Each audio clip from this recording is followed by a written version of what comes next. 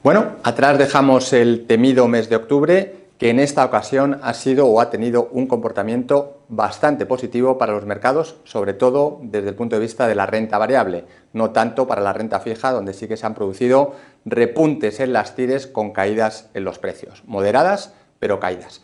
Por tanto, tenemos que analizar qué ha pasado durante estas últimas semanas para que el ánimo de los inversores haya sido positivo.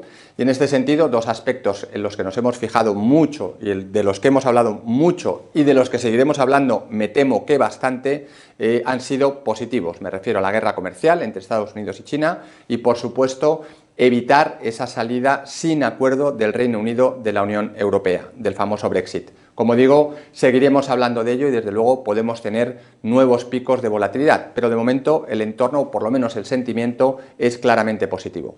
Desde el punto de vista del crecimiento económico, también un sentimiento positivo. Los datos siguen siendo de crecimiento a nivel global. Hablamos de crecimiento incluso fuerte en Estados Unidos, hablamos de crecimiento con una doble perspectiva en China, 6% de crecimiento en el trimestre anualizado, el menor dato en muchos años, pero también es verdad que seguimos hablando de un 6% de crecimiento. Y en el caso de Europa, en este caso el patito feo, seguimos hablando de clara desaceleración económica, pero todavía hablamos de crecimiento. Por tanto, desde el punto de vista macroeconómico, nada nuevo, pero sí que se aleja ese temor a la recesión global. Y esto, lógicamente, es positivo.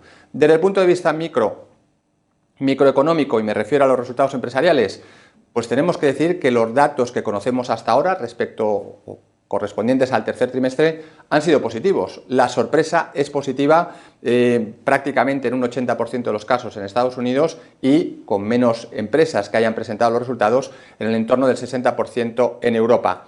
Es verdad, y lo hemos hablado, que los datos se habían ido moderando de manera significativa en los últimos meses.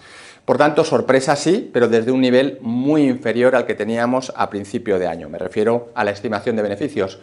Tenemos que hablar ya del 2020, cómo van a ser los beneficios en el 2020, y es verdad que las guías que han dado las empresas siguen siendo optimistas. Seguimos hablando de crecimientos en el entorno del doble dígito para el 2020.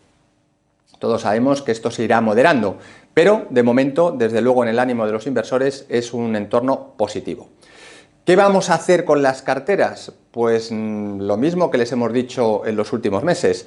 Mantenemos la exposición en la renta variable porque creemos que con todos estos datos y con todo lo que tenemos que mezclar, incluyendo la rentabilidad de los bonos a corto, medio y largo plazo, creemos que el entorno sigue siendo favorable para la renta variable y lo que sí que hemos hecho es reducir la duración de la parte de renta fija. Por tanto, seguimos siendo o manteniendo un tono positivo en las carteras.